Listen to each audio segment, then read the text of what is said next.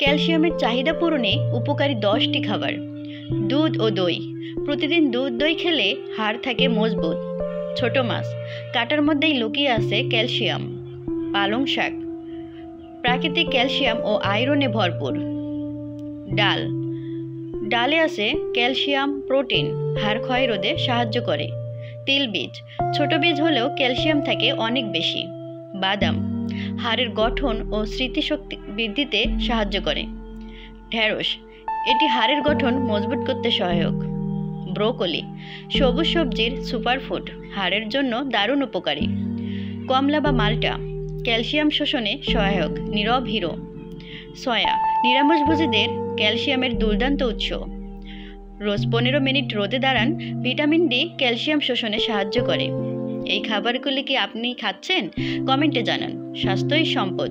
এমন আরও তথ্য পেতে সাবস্ক্রাইব করুন নিউট্রিভাই ভাবে।